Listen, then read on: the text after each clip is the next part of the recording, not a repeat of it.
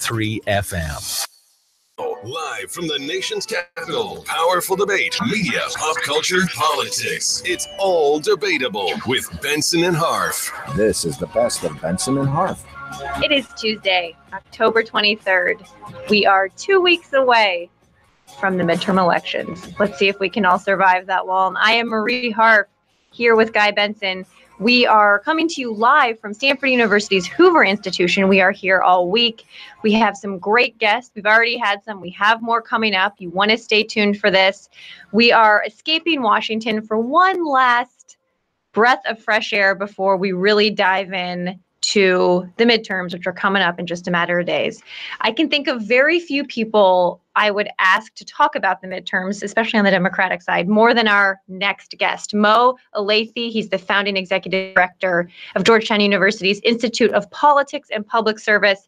He's a Fox News contributor. He's a longtime Democratic strategist and aide to everyone from Hillary Clinton to Tim Kaine and many others. Mo, thank you for joining the show again tonight. Thanks for having me, though. I wish I was out there breathing that California air with you guys. And drinking the California wine. Let me tell you, It is actually really nice to get out of Washington, even though we're still doing the show and talking about politics. It's just nice to take a break, you know, and I can't imagine. Well, give us the lay of the land from Washington right now. I know you've been on TV talking about the midterms. We're 2 weeks out. It's anyone's best guess what's going to happen, but what's your best guess as of today? Yeah, with the caveat that I've tried to get out of the prediction game after 2016. Or don't even predict. Don't even predict. Just talk us through how you're thinking about things. I think there is a tightening of this race. And I think talk of a blue tsunami, which, always made me nervous, is any Democrat that thinks there is this blue tsunami headed our way needs to check their expectations. I think Democrats are still on a trajectory to win back the House, but I think it's going to be a very narrow majority. And I think whomever wins the House, I think Republicans could still hold on, but it will be with a much smaller majority. I think Republicans are on track to pick up a seat, maybe even in the Senate. Why do you think it's been narrowing? What do you attribute that narrowing to? I think part of it is a natural tightening that usually happens. But look, there's two sort of pairings of emotion that drive people's votes, particularly in midterm elections. The first is sort of hope and aspiration, and the other one is fear and anger. This is clearly a fear and anger election on both sides. Democrats have been feeling it ever since the morning after 2016. And that's been fueling a lot of the energy, and it's served them very well in a lot of special elections and in the 2017 Virginia state elections and around the country. And it's served them in their recruiting. It served them well in their fundraising. But I think what we've seen over the past few weeks is that the Republican base, which has not been energized up till now, has started to feel some of that anger and fear themselves. Some of that is the Kavanaugh hearings, which frankly ginned up anger on both sides. And some of it is what we are seeing right now, where the president is stoking people's fears around this caravan issue. So I think that is bringing some of the Republican base home. I think it is why the Senate is going to be very tough for Democrats. I think it's why it's tightening in some House races, but in the most battleground districts, the true swing districts, Democrats still have a structural advantage, I think, in the electorate and in the dynamics and the fundamentals of the race. And I think that's what's likely to put them over the top and give them a narrow majority in the House. Yeah, I think that all sounds reasonable to me, Mo. I think there's a chance the Republicans could gain more than one seat in the Senate, depending on how things shake out. But I want to play for you a montage. It's a quick one, and it sounds a lot like what you just said. This is the DNC chairman, Tom Perez, and then Bernie Sanders back-to-back answering questions about the so-called blue wave. Cut 10, have a listen, then I want to ask you a question. We always knew that this election was going to be close. I don't use the term blue wave. I always talk about the need for the blocking and tackling. I know a lot of people talk about this blue wave and all that stuff. I don't believe it. I happen to think that on election night, you're going to find a very, very close situation, and it may be a handful of votes determining whether Democrats gain control of the House Mo, is this expectations management? Is this Democrats trying to put fear into their voters, basically saying, hey, this thing might be slipping away. You better not take your foot off the accelerator at all. Is this spin, or is this an actual sense that, well, maybe this thing's going to be very, very close? The reality, guy, is both, right? I do think there's a certain amount of expectation setting and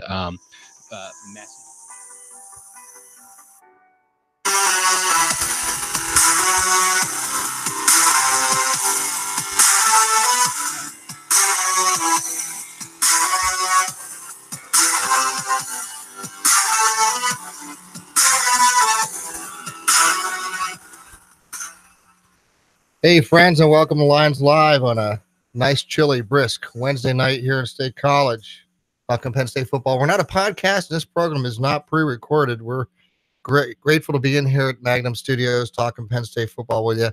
We got the Grizz, Jimmy Kennedy, Cove Israel.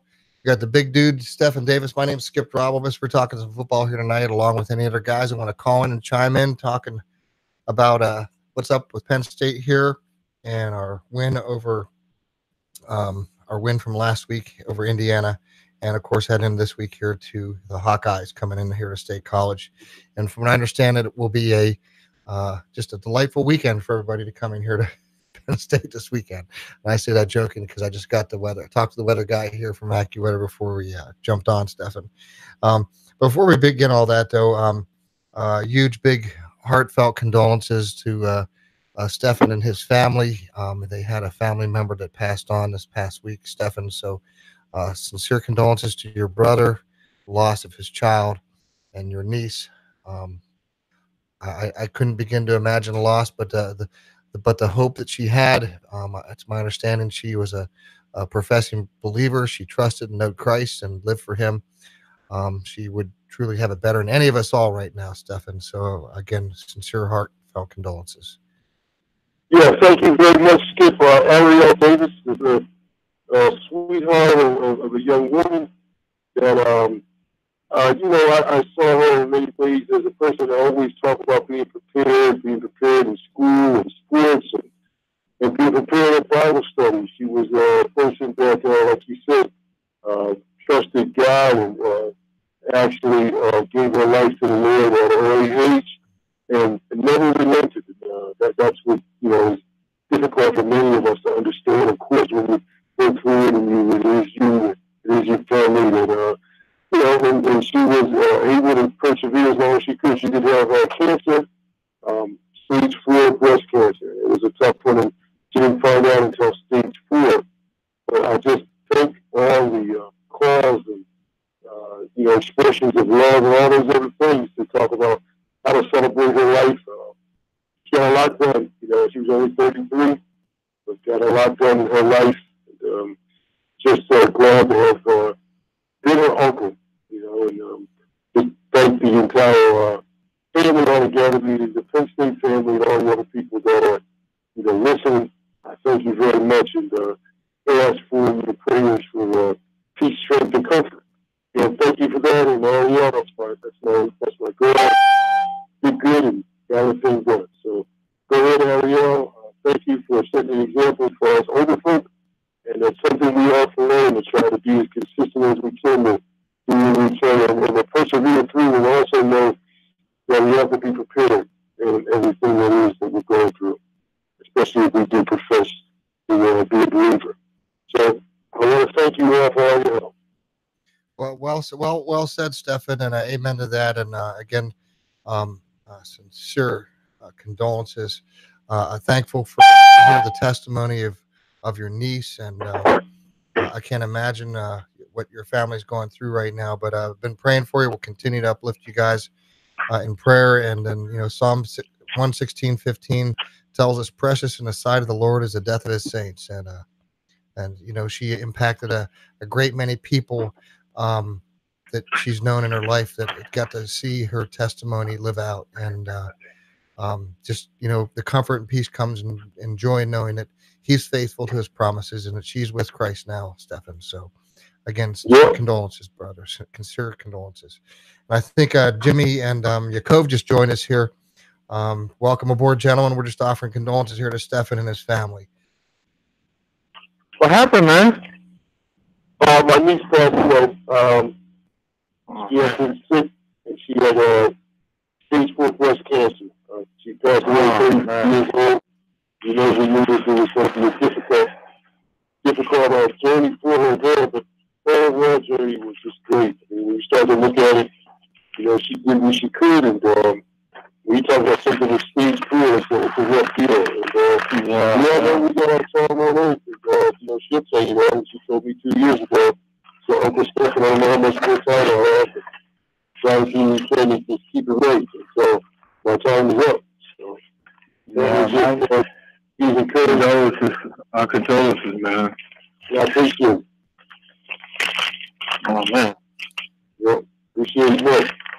But, yeah, but like I said, just glad to be back on the show and be back on with y'all good brothers over here. Yeah. And then you're in talk football as well, so don't let me stop you off from talking football.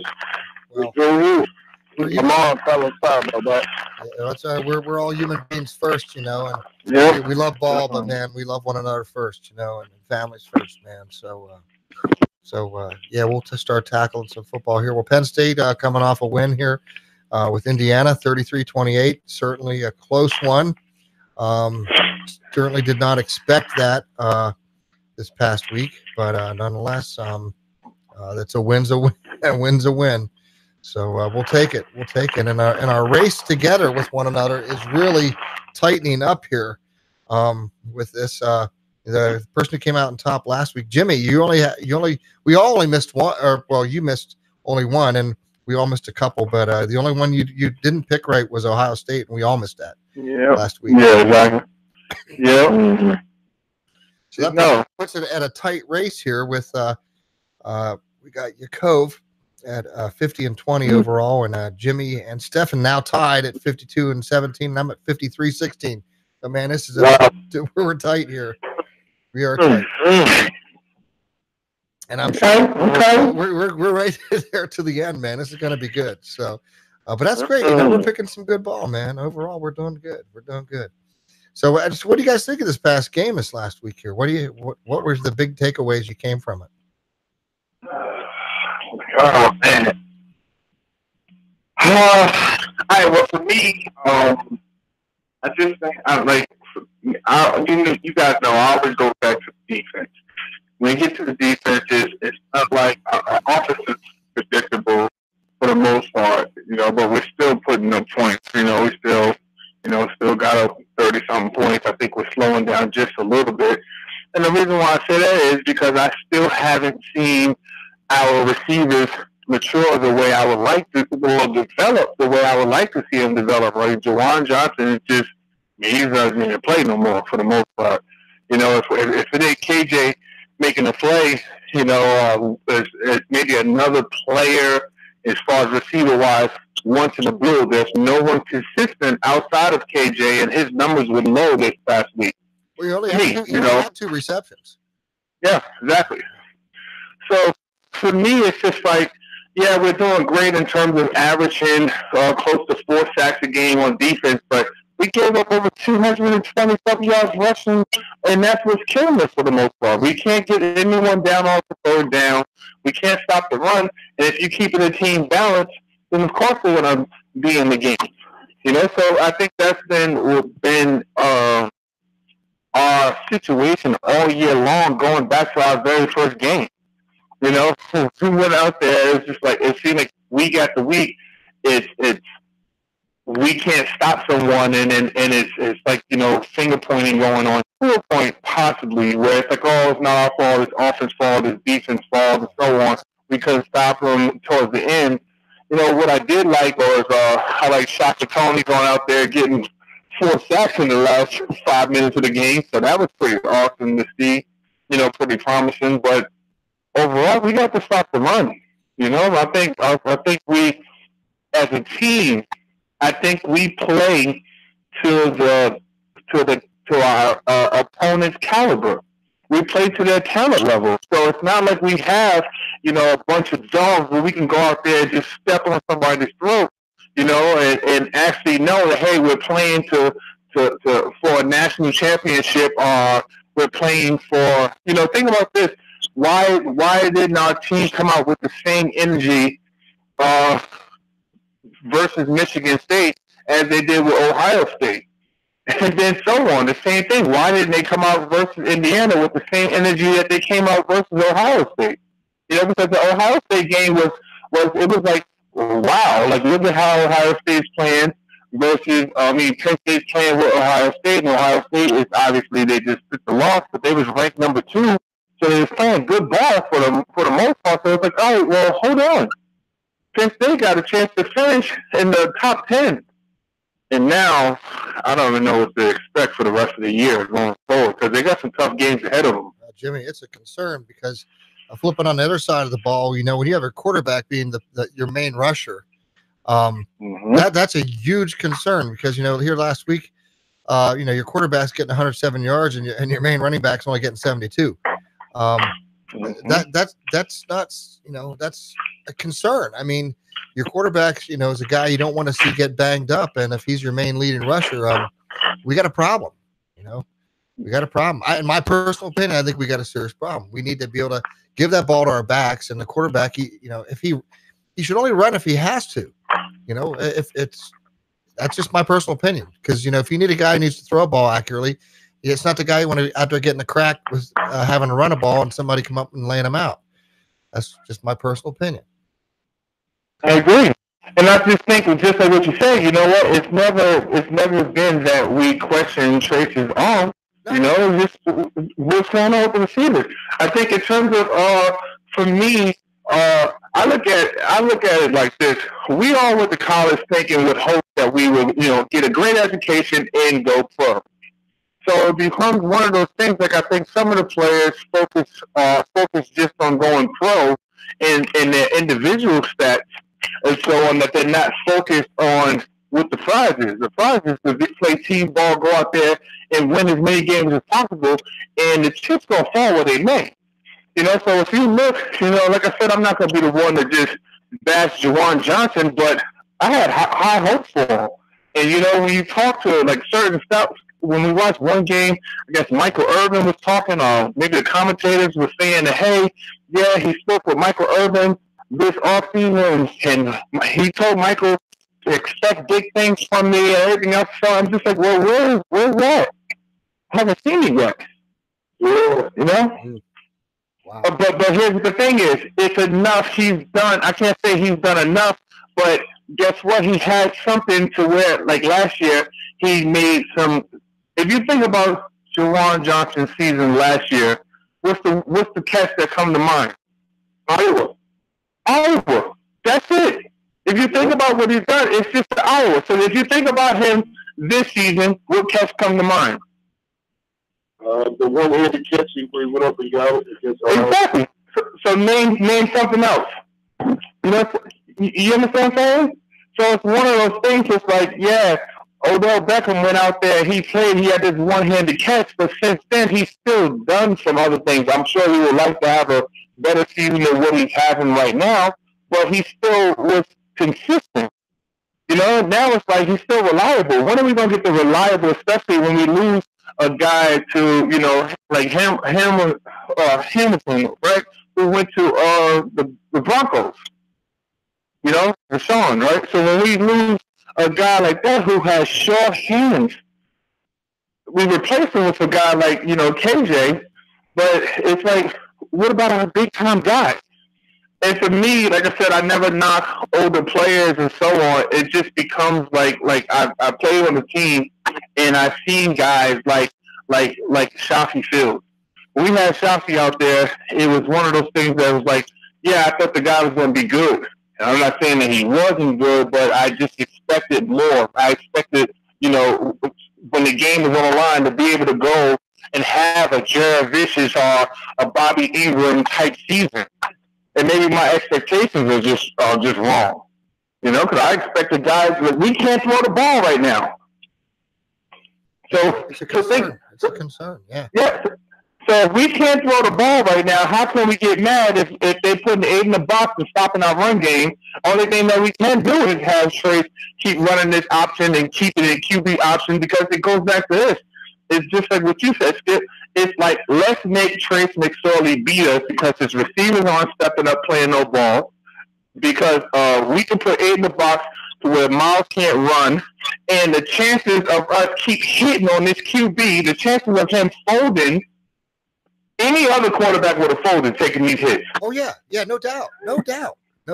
He's just a competitor. Yeah, absolutely. Well, the other concern we have too is turnovers. 4 turnovers. Okay, 4 fumbles, and usually that made a difference in the game. Indiana had 3. Okay, but usually the team that turns over the ball the most ends up losing.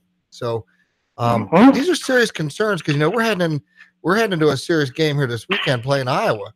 And Iowa played Indiana. Now they won 33-28. Okay, folks. Do we see in the light here? This is a serious game. Like you said, Jimmy, this season, how's it going to play out?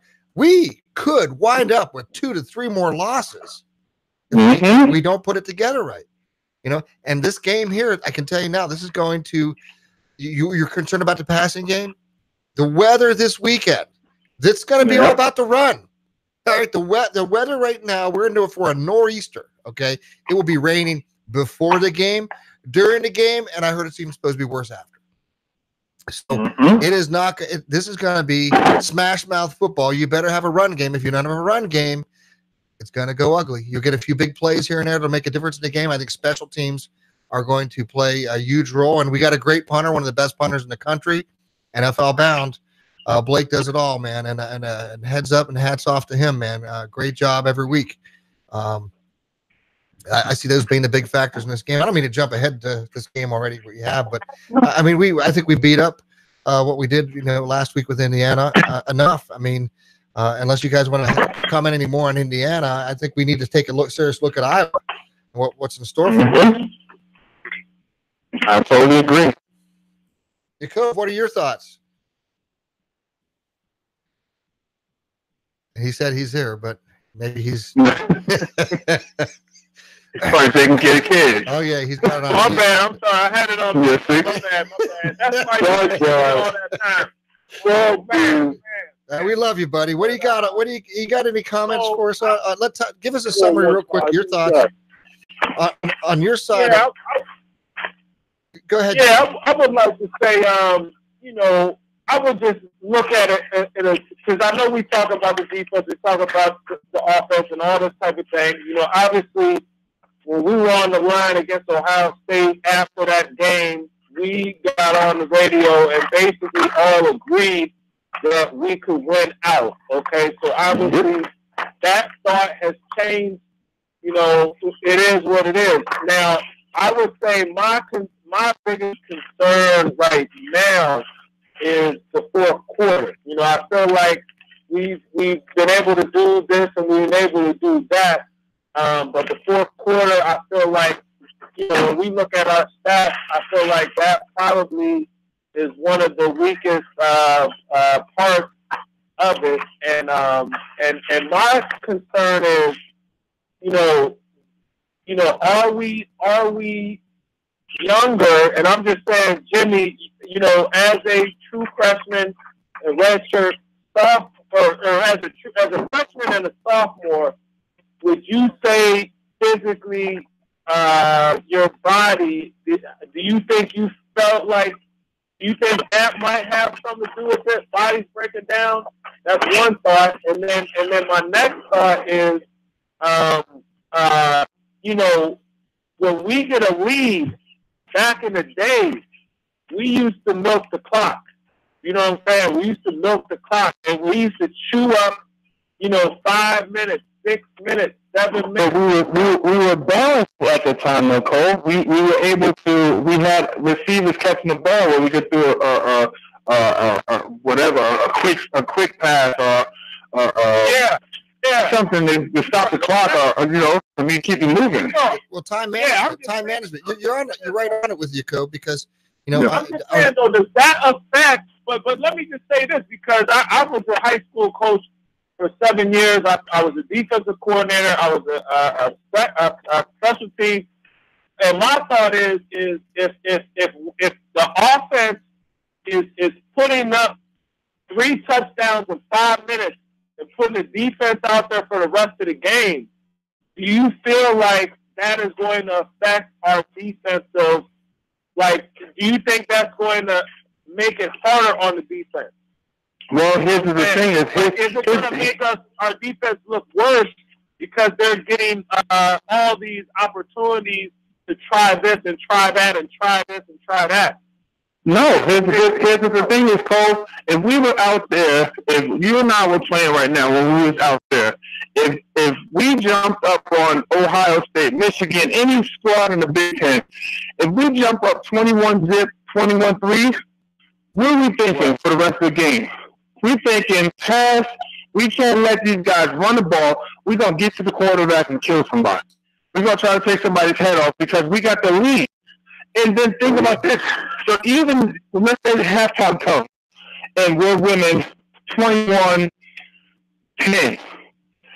Everyone is walking around the locker room saying what? 0-0, 0-0, 0-0. Because when you come out, we don't want you to come out happy that we're winning 21-10.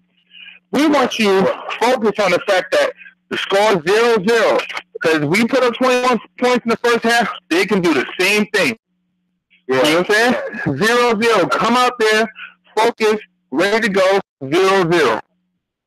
Yeah. No, I'm with you. I guess my thought is, you know, do you feel that in the fourth quarter, you know, that the defense is getting the short end of the stick? Because if we can't hold the ball to run the clock out, do you feel that? Yes, I think they're getting a short considered as well, and not just the defense by itself.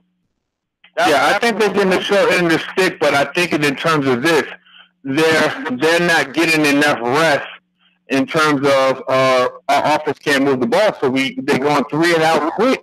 Right, Jimmy. You know? Right, Jimmy. So for 3 and out, yes. On our scoring drive, even on our scoring drive, they're 5 plays. But understand this. Even if that's the case, because you know you still have scoring drive, kickoff, and so on, TV timeouts, different stuff. Right? So you still have all that. But here's the thing: is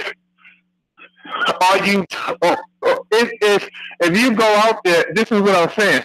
Our defense, when they go out, the opponents are going out there and they are literally driving the ball down our throat. Yes. We can't get people off. We can't get them off on 3rd and long. We struggle if they go for it, 4th and 1, and so on. And we all know 12-play drives and so on will take it out of you. Now, here's what teams are doing. Offenses now are literally saying, let's stay as balanced as possible to keep them tired. Yeah. Then, like I've been saying now for weeks, when we rotate, I'm not sure if you guys have been paying attention now. I know Big Dude was thinking about it last time I was on, when I was telling you, Big Dude, that remember when we rotate defensive line, our whole defensive line come out. Have you paid attention to that? Big Dude. You said at the same time. Yeah, so what happens is it's not like we're subbing the guy. Think about this. When we were there, Skip, and you tell me if this makes sense, Skip. When I was there, my freshman year, right, I had Courtney Brown at defensive end, Dave Fleischhauer at the defensive tackle. I was the other defensive tackle, and on the right side of me, I had Justin Kapekis, right, KP. So let's say this: if Courtney came out of the game, right, and then Bobby Jones or something come in and so on. So Bobby Jones came in as a defensive end spot. Bobby Jones was obviously not Courtney Brown, right? So you have Bobby Jones will come in. They won't have me right next to Bobby Jones. They'll have Bobby Jones, Dave Fleischhauer, myself, and then Justin Kapekis. Now, what happens is when Courtney came in, Bobby Jones went out, and then now what will happen is Dave Fleischhauer will come out. So then now you have a veteran guy out there in Courtney Brown. Maybe Anthony Adams will come in at the time, or so on, and he'll be inside with myself as well as Justin Kapekis. You know what I'm saying? Mm-hmm. So then now you'll have a young Anthony in there, and you'll have him protected by Courtney Brown. And you got a young freshman, redshirt freshman, Jimmy Kennedy, who's protected by Justin Kapekis. Right. So then now I come out, and then you'll put in Dave Fleischhauer, right? And then now you got Anthony's the young guy. You're protecting him. Right. You understand?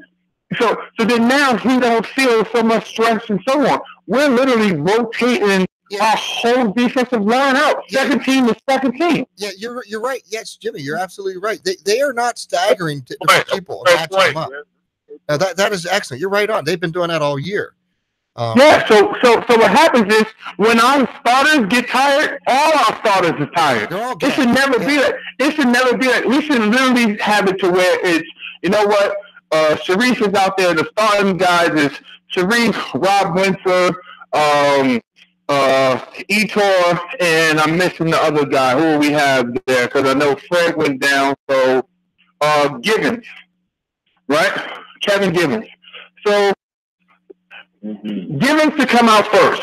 When Givens come out, then that's when you would put Fred in before he had season injury. But he should come out. So then now you got Antonio Sheldon. He should go inside, right? Because now he's out for Givens and so on. Now you got Etor. Etor should come out and Givens to come back in, and then you have Shaka Tony who come in, and so on. Then Sharif comes out, and then you put maybe Daniel in there and so on. But it should be rotated like that, staggered like that. Right. Instead of it being the whole line come out. So now here it is in the fourth quarter. We got our second team playing. If it's a 20-play drive, our second team has 7 plays. Right, they're getting everybody's getting gassed. They're all gassed. Yeah. You're right. You're right on, Jimmy. I mean, and they do the same with the secondary too. Do the same with the secondary. Exactly. Yeah, that's the type of ball we played under back in the day.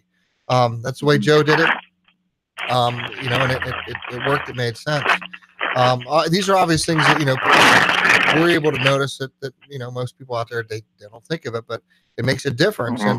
And let me put this out here with you, because these are some interesting statistics. As we head into Iowa, the points allowed per game, Penn State's been giving up on average 22 points a game. Iowa 14.1.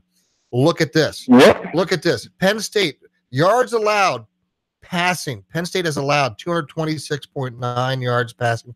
Iowa has only allowed 178.6 yards passing. And look at this on the rush. Penn State has allowed 165.1 yards. Iowa's only allowed 79.6. Isn't that second or third in the Big Ten? I didn't check I was ranking in that, but these. I think it's like second in the Big Ten. Now, I will say, not taking nothing from Iowa, but the toughest team that they've played Northern Illinois, Iowa State, Northern Iowa, Minnesota, Indiana, and Maryland. The toughest one they played was Wisconsin. Right. So I would say, and listen, they played them tough. A little. Huh? Well, they played Wisconsin tough. It was 17-28. It wasn't a spanking or anything like that. And Indiana, Indiana again was a close one, 33-28. Okay. Hello, who did we? Well, actually, Indiana they beat 42-16. Right. Oh, yes. I'm sorry, 42-16. You're right. Yeah, they beat Indiana. Actually, that's right. A little more. They kind of got at them a little more than we did. Well, that's a concern. This is a serious concern. So, they did get at them a little bit more. And they beat up on Minnesota pretty good too. 48-31. They scored some points. So and I realized, and even Maryland, Maryland has its moments. Starting out the season, it was kind of rough with them. So, but I was looking at the wrong side. That you're right. I was looking at our score compared to theirs. So these are serious games this weekend, guys, and it's not getting any better. We got Michigan coming up. That's a serious game, and it's a tough season. The schedule this year is just a tough schedule, and I don't know why they did it the way they do it, but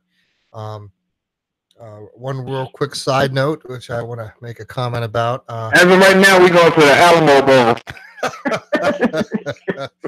We don't watch it when we go to the home bowl. We don't watch it. Hey, listen. We only need 6 wins, though. I think we can get 6. I hope so. I sure hope, man. And listen, we got 5 right now, right? Stop panicking, y'all. Come on, man. Well, look at this. Legitimately, we'd wind up with 3 more legit losses. Yeah, but we got 5. We got 5 wins right now, though. Okay. Yeah. So we're gonna get to a bowl. But my thing is, Iowa, though, they haven't really. They don't have a win.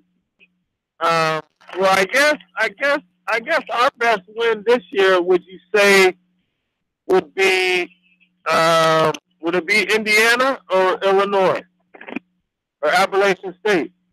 Our biggest win. I don't think we have a signature game yet.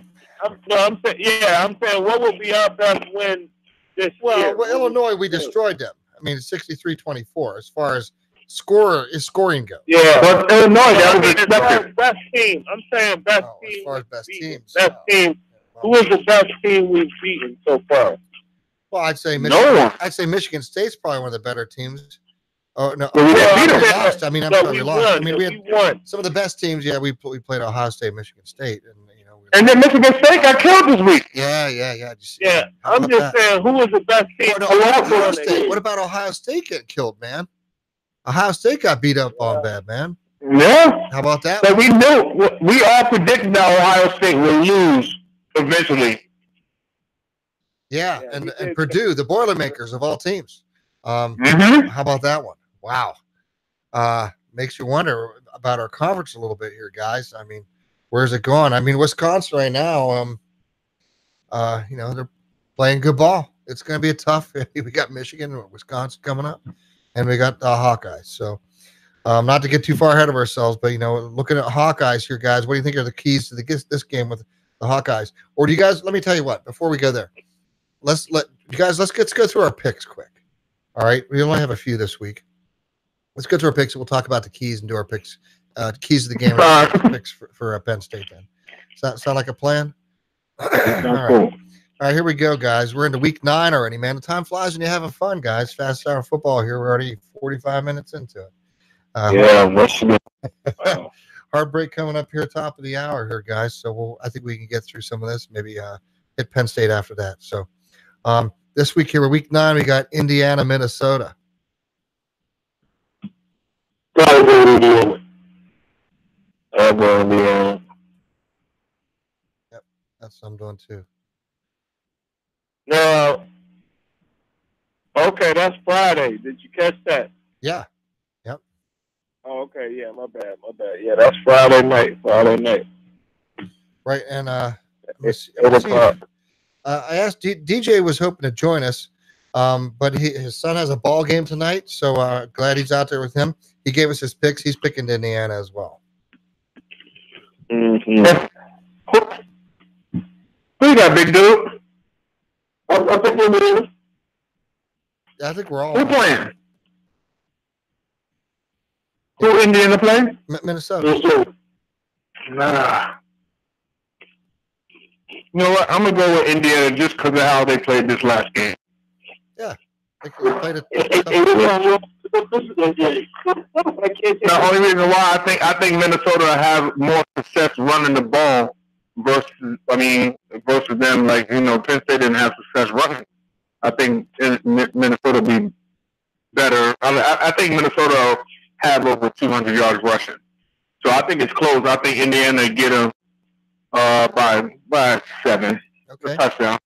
Well, it's at Minnesota. It's at Minnesota too. So at Minnesota. Well, first game. Minnesota's upset somebody. You watch. Yeah. Yeah, no, that's what I was thinking. They might pull this out, but I don't know.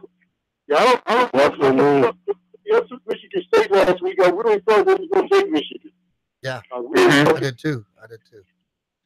Yep, that put us all closer. Not me. I know they always play Penn State hard, and that's it. One and done, huh? One and done. Okay. Yep. All right. Hey, well, we got. It's been like that for the last 3 years, right? Yeah, it has. That's it when they do have to beat us. Yeah, you're right, Jimmy. You're right. That's good. Hey, next we got Wisconsin Northwestern. Is anybody going to? Don't laugh at y'all,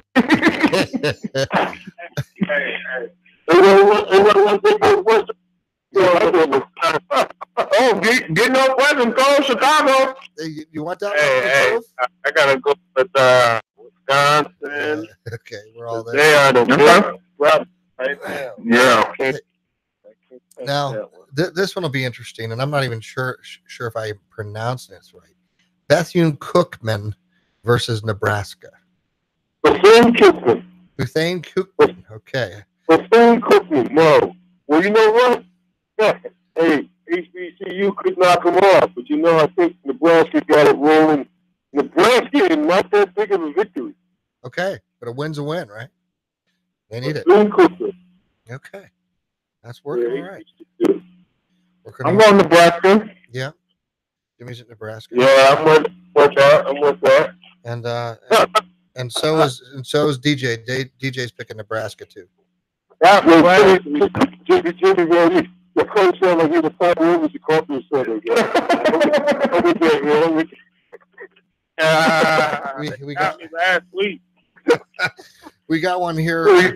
We got one. Hey, McDonald's cheeseburgers are 49 cents. Oh, gee. Hey. What's the weather? What's the weather, Graham? What's the weather out there right now? Hey, listen, I got caught in the hailstorm yesterday out here in Arizona. Oh, man, because it's getting chilly, man. It's starting to get chilly, man. Yeah. Nah, but today 85, sunny. Oh. I'm in flip-flops and a t-shirt. Oh, man. Oh, man. Rub it in, baby. Rub it in. Hey, great sweatpants trying to get my wife jealous.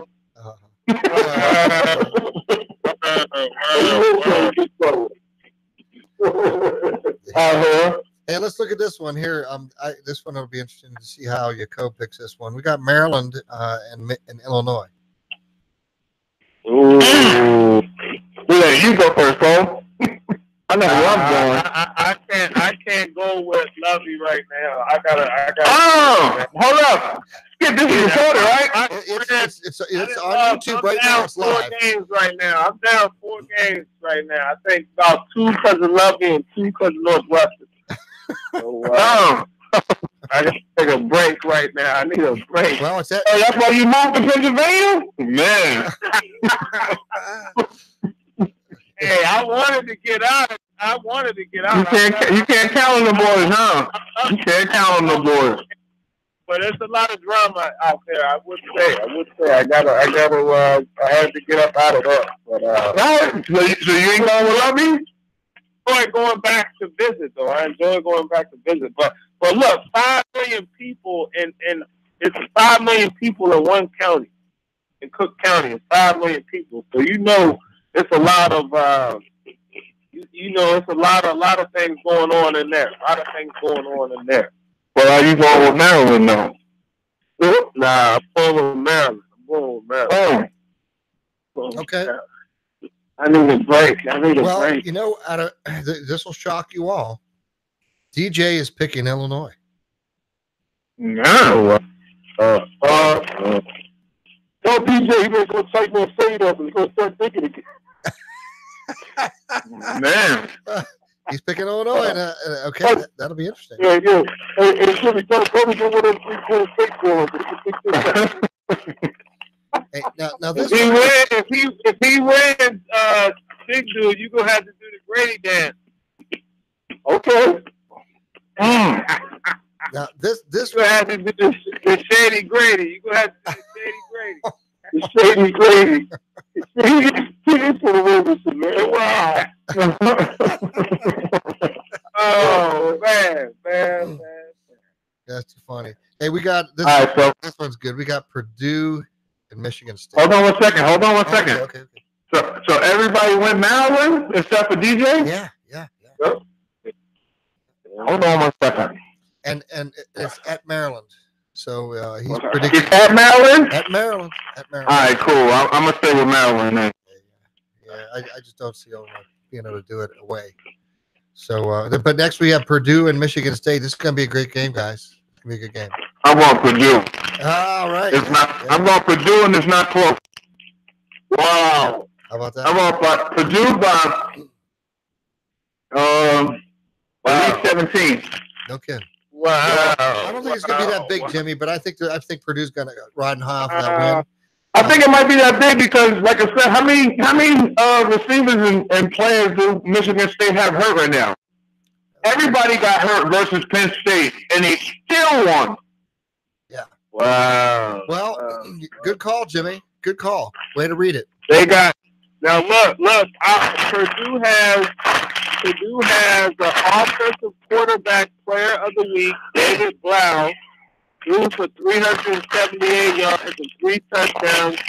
The defensive player of the week, Marcus Bailey, a junior from linebacker from Purdue. He had 15 tackles. And then the special teams player of the week was their punter, senior Joe Shopper, 43 yards a punt. They had a freshman player of the week, co-freshman, Rondale Moore from Purdue, receiver, caught 252 all-purpose yards. But that's listen. They only got that because they beat Ohio State, and they ain't getting no other awards all season long. So, absolutely. Every award, they got every award, and then Nebraska tied them with the freshman of the week. That was it. But then here's the thing is, Michigan State, like I said, has a bunch of injuries. They have a bunch of offensive players that injured. Purdue is coming off a high, and they're fully loaded. And you see what their quarterback and stuff did. Given the injuries, I think the quarterback is going to be a battle of the quarterback. But Purdue has all the weapons right now. Michigan State guys is injured. Unless 18 come out there and step up again for 81, I think it's 18. Yeah, unless he goes up there and step it up and have a monster game, I don't think it's going to be close. Yeah, well, the thing about it is I think Purdue has a lot of weapons, and I think, like you mentioned, with the injuries, they'll definitely take something out of it. I would think. So. Yeah, good read, Jimmy. I'm with you on Purdue on that one.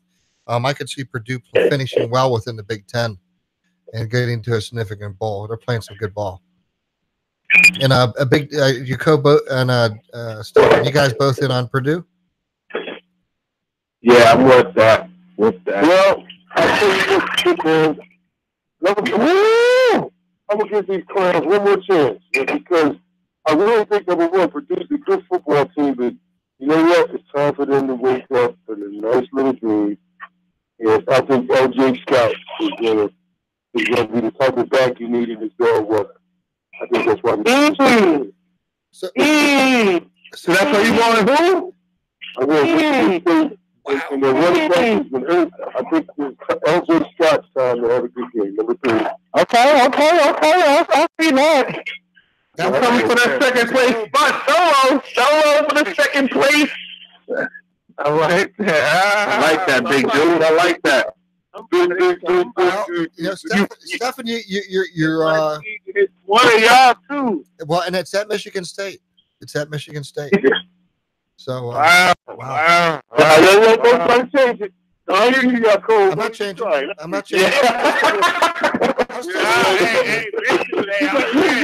time to change it, Cole? I heard that wow. You had a lot of excitement in that wow.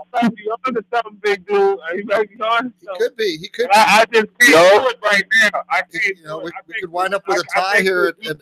Yeah, don't go 5 down, Yaakov, because big dude about to lose that one. Don't go 5 down. I gotta go with put it I this gotta way, go Jimmy. to Purdue right now. If he gets this one right, and we get this one wrong, Big Dude and I are tied. Huh? If Big Dude gotta gets this go game with, right, if he gets this pick right, okay, and let's say we're all the same with all our picks, and he gets this one right, he and I are tied. And oh yeah. I ain't worried about it. He ain't getting it right though. I'm hating. Well, that's the thing about this though, Skip, it's the same thing if I get it right. well, yeah. And you get it wrong. Come on now, don't just hype Big Dude. I know y'all been friends longer, but guys. No. You're right. Young man. Well, but see, you're already still two ahead. You're right, Jimmy. We could be right up. I'm saying that's what ties for second means, Skip. That's true. You'd still be one back on me, but yes, you're right. That's what I'm saying. That's what ties for second means. The same thing for me. Yes, it does. It does. Which brings us up here to our last pick here, and this is going to be Iowa Penn State. And right now, about a couple minutes here till we got to take our ID breaks. So, let's. I'm going last. Oh boy. Okay, who? What's the pick again? It's Iowa and Penn State, and I'll give you. I'll start it all off with DJ's. Okay. In fact, I'll touch on his, and then that may take us right up here to close to the hard break, and we can pick up on some of the keys of the games here too. But we always, folks out there listening, if you're out there on radio, you can pick us up, but also stream it on lineslive.com. We're streamed live on the web too. The cool thing about this is we can always come back here and revisit this all again. It's all recorded. Every show's archived like this. So Stop stalling. Come on, drive with this stuff. Okay, man. DJ picks Penn State 37. And he's got the Hawkeyes at 27. 10 point difference. So that's okay, DJ. DJ picked. So Yakov, do you want to go, Steph, or do you guys want me to go ahead and I'm going low. Okay. Oh. Who are you picking? I'm gonna go. I'm not ready to go Penn State. I'm not ready, but picking Penn State. Yeah, I'm gonna go with Penn State, and I'm gonna go. 20 seconds. Let me say. I'll say 24. I'll say 24-13. 24-13, okay. Yeah, 24. Actually, you know what? Nah, let me say 24-20. 24-20. I like that. Say 24-20. 24-20. Okay, we'll get 24-20.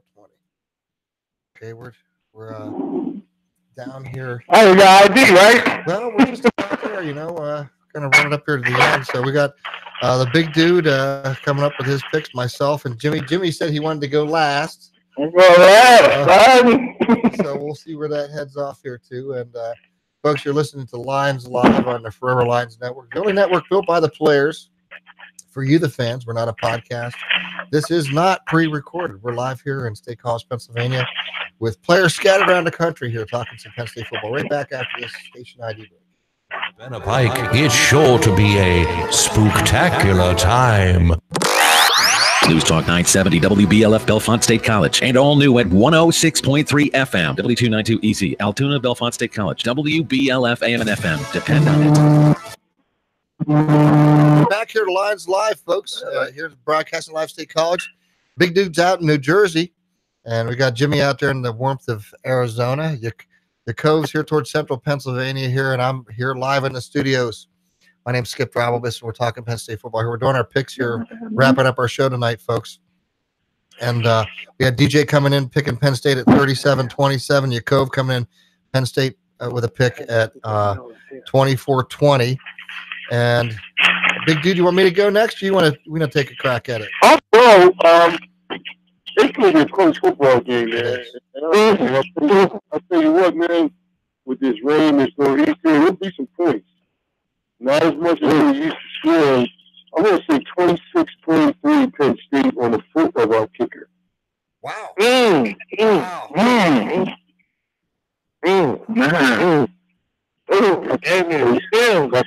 a tough one. 26. I think our kicker should take a decent range. He doesn't do anything heroic enough except make the daggone kick and stay. Yeah, we need the loud crowd. We need the loud crowd. Okay. Wow. Yeah, you have a camp? Wow. I think he skipped 3 or 4 field goals, and then he's getting into the groove. He's not hitting the ball fast. Let's give him that. Okay. Well, it's actually he was slicing off his toe. That's why it was going wide. And okay. What does it happen this time? We were good, right? Yeah. He was squeaking it in. He's squeaking it in. So. Yeah, man, you won. You can tell by the ball's coming off his foot. That's why it's slices right. If you're not catching it on the meat of your foot, it's coming off the toe. It's gonna get up, and it'll start to tail off right. If you hit it on the fat of your foot and the inside, it'll start to pull right. So just consistency things there. So myself, I'm gonna go on a limb here. I want Penn State to win. For the record, I want Penn State to win. I hope they pull this one out. I just don't think they're going to do it. I don't think it's going to happen. I think because of the weather conditions and the statistics and what I'm looking at here, with what we have, with the points allowed, rushing yards allowed. I mean, I was only giving up 79 yards. We're giving up 165. Penn State's giving up 226 yards. I was only giving up 170 yards. I just see points per game. Penn State's giving up at least 1 touchdown more than Iowa. I see Iowa coming into Penn State because of this weather and us not being able to run the ball effectively. Like you said, Jimmy, they're going to put 8 guys up there and they're going to force McSorley to do something. I see Penn State coming away with a loss here at 24-21. Close game, though. Close game. Yeah, close game. Well, there's not going to be that much scoring. I don't see the ball. It's going to come down to special teams here. And Penn State, I would say, has the advantage with a great punter. With a great punter. But I think at the end of the day, I think I was just going to gas us out, and I think they're going to come up with a win here. So, but I think down the stretch, this is what I say. See, one of the things we're missing too, Jimmy, when you have a discussion, I don't know whether you agree. The other thing we're missing, man, we need a take charge linebacker, man. We don't have it. We need a take charge one that's going to play, run things out there, go sideline to sideline. We got to get somebody. I mean, Cole Farmer, he's the guy I thought was going to be better. That's the guy I thought was going to get a little bit better. Come on, Cole. I mean, he's playing okay. I thought he'd be the take charge guy. This new young man that's a ruffle in number 36 is in this league. He actually playing pretty solid. Somebody got to take charge in that middle. Who's the next guy? Yeah, he's the ruffle. Talking about, he's talking about. Good call. Oh, good. Good call. Keys to the games, folks. Keys to the games and our picks. All right, Jimmy. It's up to you. Let's hear yours, man. Let's hear your analysis, your keys to the game, and your final pick here. What's it going to be for this one? I'm going 31-17. Oh, you talking Iowa? 31-17, Iowa. Are you, Jimmy? Are you serious? All right. Okay. Hey, Jimmy. I think we're keeping it real. We're keeping it real. Trust me, that's hard to do. It is, but it's the truth right now. I think it's going to be closer now, Jimmy. But I think they're not scoring no 31 points, Jimmy. Come on, man, give him that, baby. I thought. Okay, 28-17. Okay. I could see that, Jimmy. I could see that. 28-17. That's why I went 24 because. Okay, so I want to hear Jimmy's commentary. Why is that? Tell me why. I will. What? Is it what you said earlier? I think you don't think they can come along as fast? I don't think. No, don't get me wrong. I think they're gonna play some good ball. I think our defense is gonna come, and we are. Here's what the thing is. Our D-line, our defense is focused strictly on sacks. Yeah. If they have sacks, they had a great season. And for me, it wasn't until I turned pro that I realized how important sacks were. You know, but for me, when I was there, I prided myself in stopping the run. You know, because I wanted to be a run stopper. I went to Penn State. I know that the Big Ten was known for running the ball. I chose a Big Ten school because I wanted to be up for the challenge to stop the run. Literally. So it was just like, if you think about every conference, what conference out of all these conferences is known for running the ball? It's always been the Big Ten. It's always been the Big Ten. Yes, Jimmy. Yes. So we have guys up front that don't have a passion to have a defensive tackle with 50, 60 tackles or 40, high 40s or so on, whatever. My highest sack number was 5 sacks in the season. It was my senior season, 5.5 sacks, and I had 4 sacks against Wisconsin. But what I can say is, holy cow. That's what I'm saying. But what I can say is, as a defensive tackle, I finished with 108 tackles. You understand? Because it's about stopping the run. Everyone could go out there and rush the passer. I mean, I can't say that everyone will be successful, but we got Rob Windsor and those guys inside just stopping the passer. Yeah, you know, and it's just like, you can't do that. You know, you're 6'6", 6'7", you know, and you out there pass rushing and so on, when you should be doing your job, because here's what the thing is. We can't have a linebacker stand out to take charge if everyone is upfield pass rushing. Yeah, you know what I'm saying? So now we're looking for a linebacker at linebacker U, but forgetting what it takes for our linebackers to stand out. Okay, so for every Pulaski or O'Connor or Sean Lee's, who's the guys that they had up front? Those guys wasn't just running around running around getting off blocks and stuff like that. You know what I'm saying? Even last year. And you look at it, it didn't seem like they were going to have it either, though. I understand what you're saying to me. It didn't seem like that those linebackers were going to have it there. They weren't going to have it either. Exactly. But here's what the thing is. We could say that, let's say this. Let's say we had those 2 Cochran boys that we lost last year. Those are big losses. Yeah, they were big losses, but we can't say those guys are pass rushers. No. So why were our linebackers so good last year? Like, think about it. We had injury after injury. 7 linebackers. But our linebackers, no matter who came in, were still playing well. You understand what I'm saying? That's because we had 2 guys that weren't trying to just run upfield and so on, didn't care about the sacks. I tell those boys all the time, a defensive tackle, you finish the season with a defensive tackle. If you finish the season with 4 sacks, 5 sacks, that's a great year. Yeah, I mean, people hit defensive tackles that I remember, Jimmy, we might have 4 tackles in a game that had a really good game. That's what I'm saying.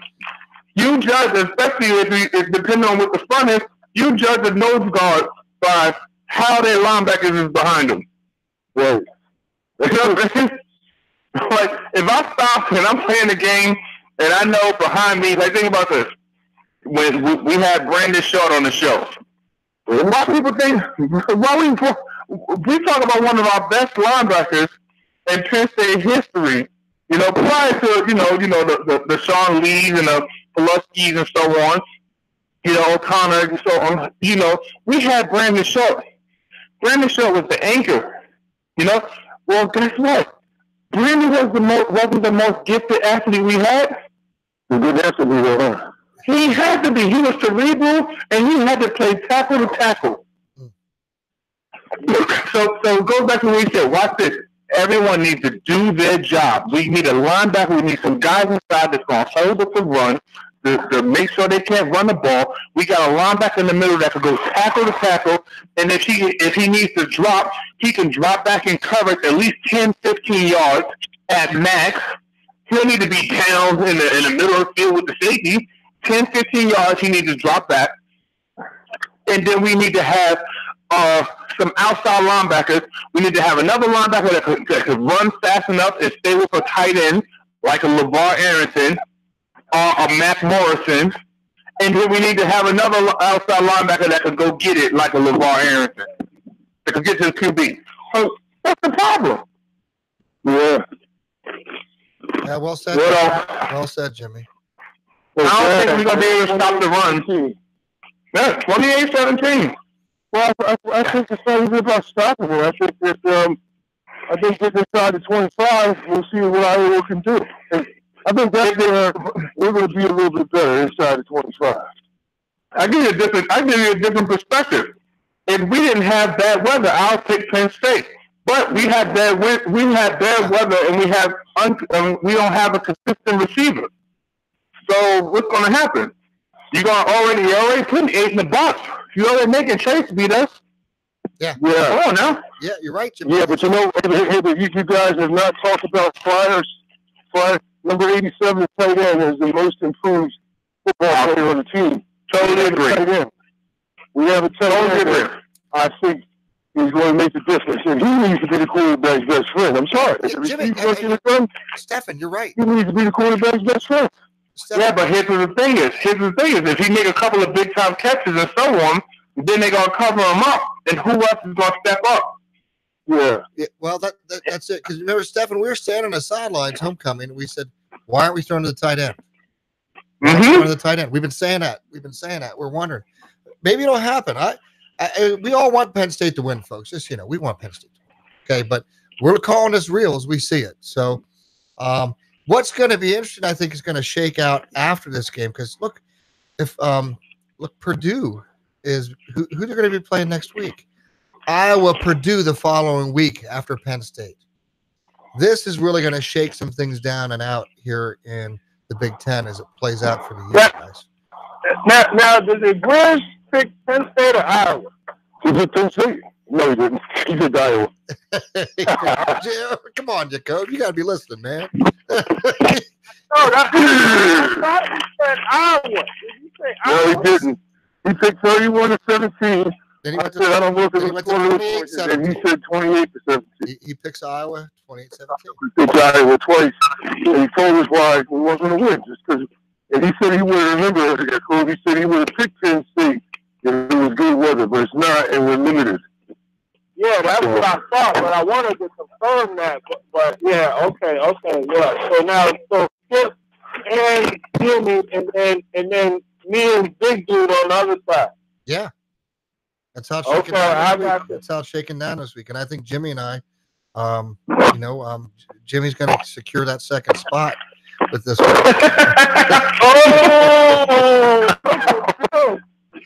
He's gonna how fast we change, Big Dude. How fast we change. Wow. Yeah, and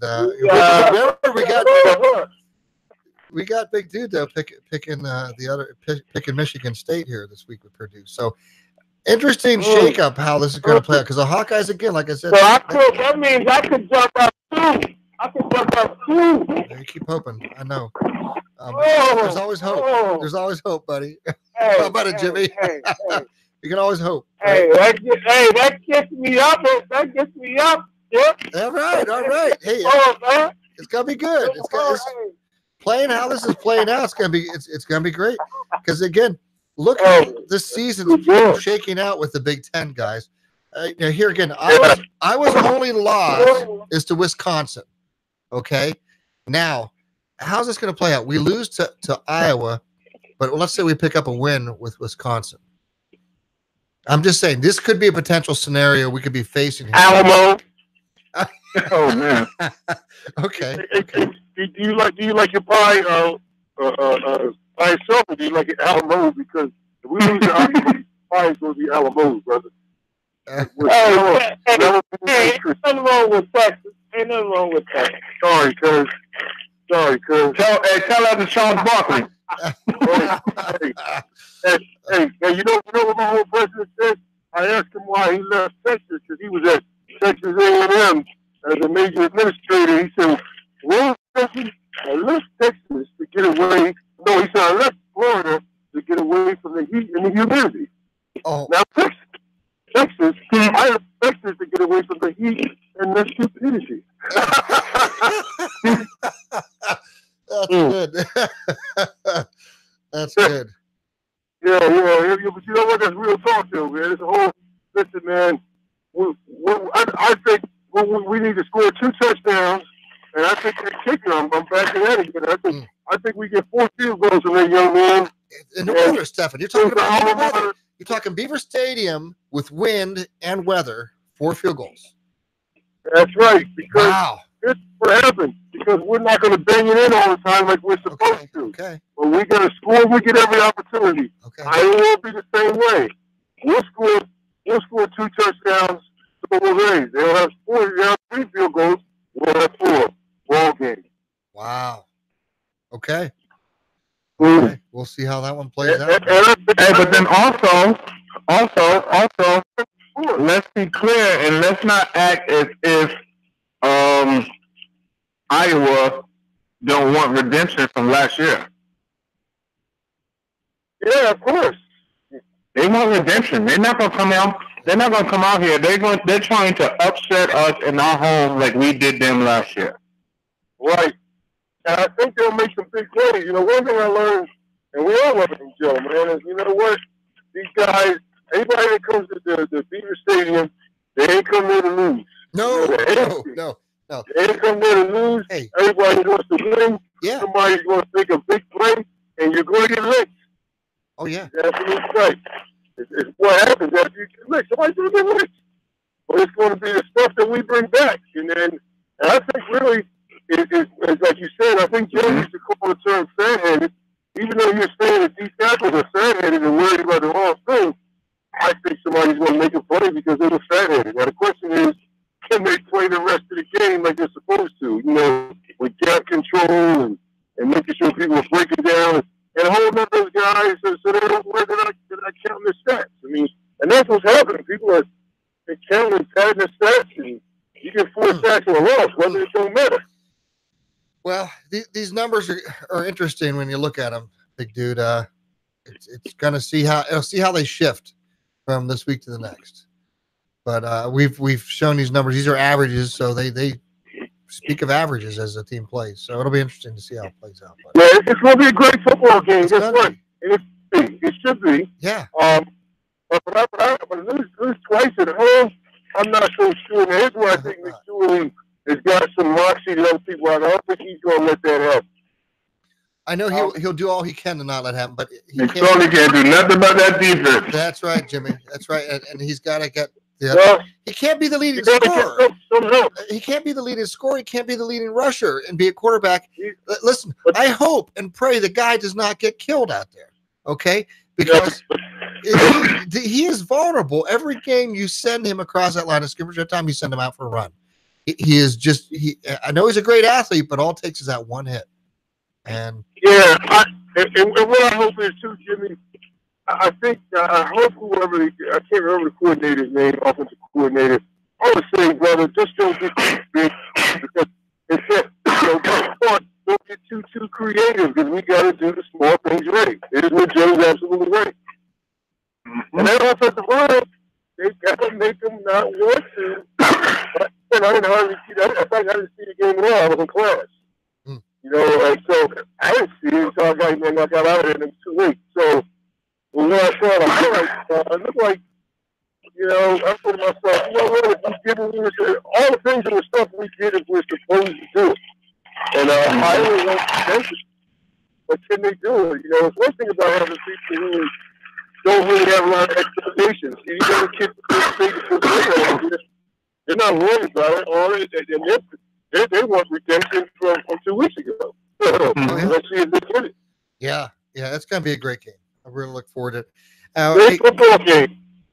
A quick shout out there to it's the veterans are coming back, and a special thank you, and I'll give commentary next week on this whole thing. A special thank you to the fans. I speak as a 10-year veteran of the military myself, a Marine, and I can't say enough about the great people we have as Penn State fans. Thank you all who've donated tickets to the veterans who come in this weekend. I hope everybody has a safe trip.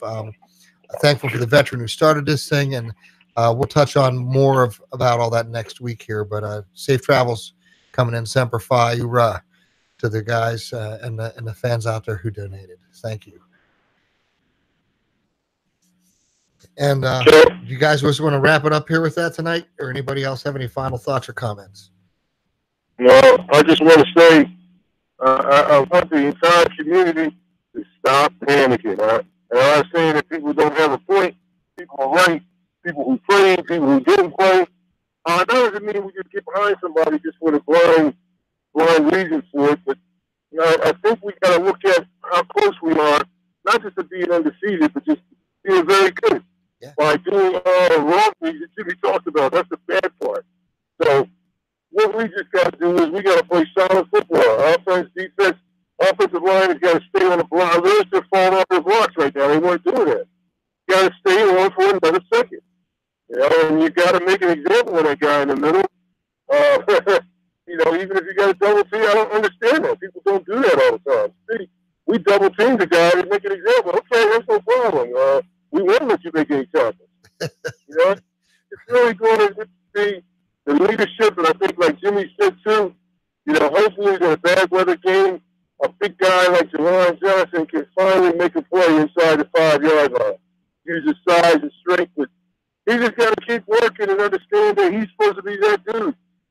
He's supposed to be that dude. And that's not against anybody, but that means you make the play when your number's called. And that's it. So, fellas, let's make the play when your number called. O-line and D-line. You got to dig in. That's it. All right. Go Penn State, beat Iowa, right? Yakov, any final parting thoughts? And I guess that means he has none. Jimmy? Hey, I will be looking forward to seeing that stadium loud and proud and jumping and rising up to the occasion and going out there and getting that taste back, getting it back. So as much as they want it, we want it too. We still want it too. So yeah, and you're right. You know what? You're at home. At home. You got to do something. You got to give me something at home. You got to give me something at home. Right, guys. You know what, y'all close? People forget too. It's Skip and just we won last week, by the way. Yeah, yeah, we did by the skin of our teeth. Yeah. Yes, we did. Yeah, well, you did. We can have 390 yards on the ground and lose. That's not what happened. Yeah, well, we gave up 4 fumbles, and their team only gave up 3, so we still won. I give you credit. There's something else. Means there's a much better game coming. Let's hope so. I really, truly hope. We all know Indiana is a good team, so we gotta give them. We gotta know that they're gonna get better too. Oh. They're gonna get better. They got to get better. Toughest conference in college football, man. Nothing like it. Yeah, it's great. Yeah. Jimmy, any final parting thoughts? Hey, nothing at all. You said it all. It's time to shut up and play the game. Right on. All right. Hey, well, it's been a lot of fun. It is a blast every week here, folks. Highlight of my week, I raced back up and down the coast this weekend here just to make sure we're back here to be on tonight. And love these guys, and it's a lot of fun. Look forward to it every week. And those traveling to the game, be safe. And we'll be back here again, folks. You listen to Lions Live and the Forever Lions Network. So on behalf of the big dude, Stephen Davis, Yakov, Israel, the Grizz, Jimmy Kennedy, my name's Skip Rowles. Thank you for joining us. Y'all have a great night. Safe travels. Lord bless you, keep you, make his face shine upon you. We'll catch you again next week. Let's go, Penn State.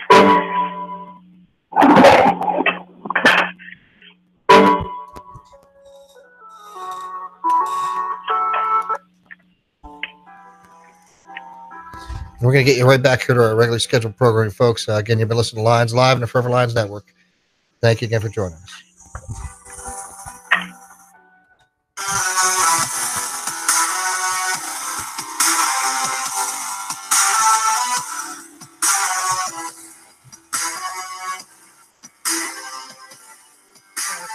With President Trump, but the number I use all the time to explain where we are politically in this country is the Pew Research poll that I think it's maybe a year old now, where they asked voters why they identify with their party. If you say you're a Democrat, why are you a Democrat? You're a Republican, why are you a Republican?